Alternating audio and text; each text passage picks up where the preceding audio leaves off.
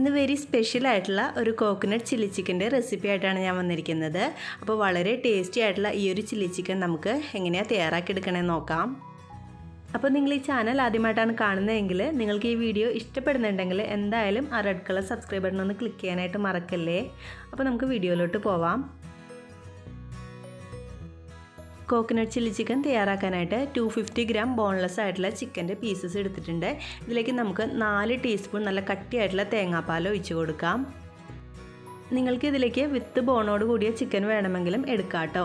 ഇനി ഇതിലേക്ക് നമുക്ക് 1 ടീസ്പൂൺ സോയാ സോസ് ചേർത്ത് കൊടുക്കാം. ഈ കൂട്ടിലേക്ക് ആവശ്യമുള്ള കുറച്ച് ഉപ്പും കൂടി ചേർത്തിട്ട് നമുക്ക് നന്നായിട്ടൊന്ന് മിക്സ് ചെയ്തെടുക്കാം.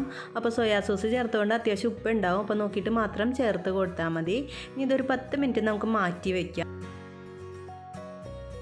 ഇനി അടുത്തതായിട്ട് നമുക്ക് ഈ ചിക്കൻ്റെ കൂട്ടിലേക്ക് ചേർക്കാനുള്ള ഒരു മിക്സ് തയ്യാറാക്കിയെടുക്കണം. അതിനായിട്ട് ഒരു പാത്രത്തിലേക്ക് 3 ടീസ്പൂൺ കോൺഫ്ലവർ ചേർത്ത് കൊടുക്കുന്നുണ്ട്, പിന്നെ 1 ടീസ്പൂൺ മൈദയും കൂടി ചേർത്ത് കൊടുക്കുന്നുണ്ട്. എന്നിട്ട് ഇത് നന്നായിട്ടൊന്ന് മിക്സ് ചെയ്തെടുക്കാം.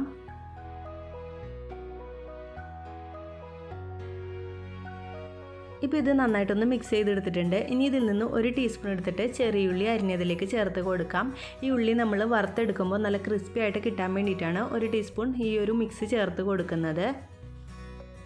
ഈ കോക്കനട്ട് ചില്ലി ചിക്കൻ തയ്യാറാക്കാനായിട്ട് നമ്മൾ സവാളയ്ക്ക് പകരമായിട്ട് ഇതുപോലെ ചെറിയ ഉള്ളിയാണ് കേട്ടോ എടുത്തിരിക്കുന്നത്. ഏകദേശം ഒരു 100 ഗ്രാമോളം ഉണ്ടാവും. ഇത് നമ്മൾ എണ്ണയിലേക്ക് ഇട്ടിട്ട് നന്നായിട്ടൊന്ന് വറുത്തെടുക്കുന്നുണ്ട്. ഇനി ബാക്കിയുള്ള മിക്സ് നമുക്ക് ഈ ചിക്കനിലേക്ക് ചേർത്തിട്ട് നന്നായിട്ടൊന്ന് മിക്സ് ചെയ്തെടുക്കാം.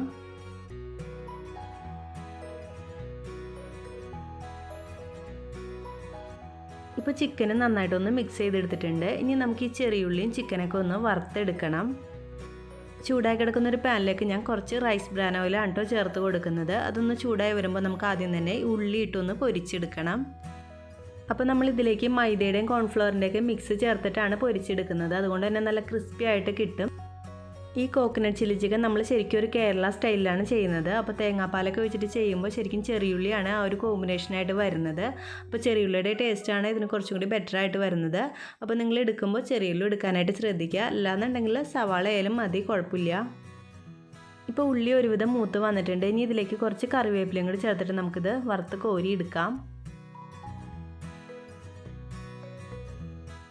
ഇപ്പോൾ ഉള്ളി വറുത്ത് കോരി എടുത്തിട്ടുണ്ട്. ഇനി ഇതിലേക്ക് നമുക്ക് ചിക്കൻ്റെ പീസസും കൂടി ഇട്ടിട്ട് വറുത്ത് കോരി എടുക്കാം. ചിക്കൻ എണ്ണയിലേക്ക് ചേർത്ത് കൊടുക്കുമ്പോൾ ഓരോന്നായിട്ട് ഇട്ട് കൊടുക്കാനായിട്ട് ശ്രദ്ധിക്കുക കേട്ടോ, അല്ലെങ്കിൽ ഒട്ടിപ്പിടിച്ചിരിക്കും. ഒരു മീഡിയം ഫ്ലെയിമിൽ ഇട്ടിട്ട് വേണം ഇത് വറുത്ത് കോരി എടുക്കാനായിട്ട്. എന്നാലും ഉള്ളൊക്കെ നന്നായിട്ട് വെന്ത് കിട്ടുള്ളൂ. ഏകദേശം ഒരു 5 മിനിറ്റ് കൊണ്ട് തന്നെ ചിക്കൻ നന്നായിട്ട് വെന്ത് വരും.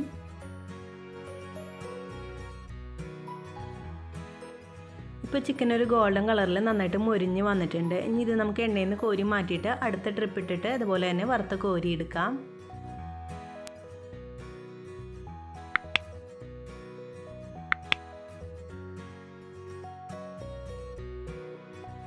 എല്ലാ ചിക്കനും ഇപ്പോൾ വറുത്ത് കോരി എടുത്തിട്ടുണ്ട്. ഇനി നമുക്ക് ഈ എണ്ണയിലേക്ക് ഒരു 5 ഉണക്കമുളക് ഇട്ടിട്ട് ഒന്ന് വറുത്തെടുക്കാം.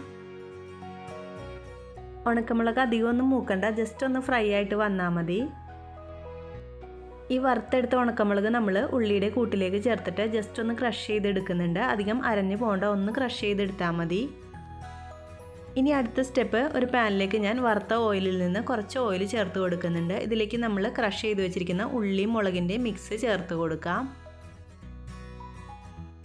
ഇനി ഇത് നന്നായിട്ടൊന്ന് മിക്സ് ചെയ്ത് കൊടുക്കാം. അതിനുശേഷം നമ്മളിതിലേക്ക് 2 ടേബിൾ സ്പൂൺ അളവിൽ ചില്ലി സോസ് ചേർത്ത് കൊടുക്കുന്നുണ്ട്. ചില്ലി സോസ് അല്ലാന്നുണ്ടെങ്കിൽ ടൊമാറ്റോ സോസ് ചേർത്ത് കൊടുത്താലും മതി. എന്നിട്ട് നന്നായിട്ടൊന്ന് മിക്സ് ചെയ്ത് കൊടുക്കാം.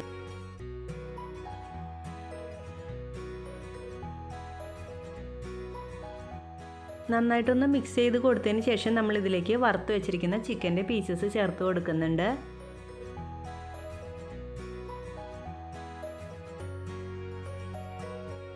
ചിക്കനിലേക്ക് ആ മസാലയൊക്കെ നന്നായിട്ട് പൊതിഞ്ഞിരിക്കുന്ന രീതിയിലൊന്ന് മിക്സ് ചെയ്ത് കൊടുത്തിട്ടുണ്ട്. ഇനി നമ്മൾ കുറച്ച് ഗാർണിഷിങ്ങിനായിട്ട് മാറ്റി വെച്ചിരിക്കുന്ന ഉള്ളിയും കറിവേപ്പിലയും കൂടി വറുത്തതും കൂടി ചേർത്ത് കൊടുക്കാം.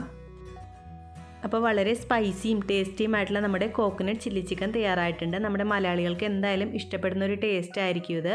അപ്പോൾ എല്ലാവരും ഒന്ന് ട്രൈ ചെയ്ത് നോക്കണം. വിത്ത് ബോൺ വേണമെങ്കിൽ നമുക്കിത് ചെയ്യാം കേട്ടോ. നിങ്ങൾക്ക് ഈ വീഡിയോ ഇഷ്ടമായാൽ ലൈക്ക് ചെയ്യാനും കമൻറ്റ് ചെയ്യാനും പിന്നെ ഫ്രണ്ട്സിനായിട്ടൊന്ന് ഷെയർ ചെയ്യാനായിട്ടും മറക്കരുത്. Thank you.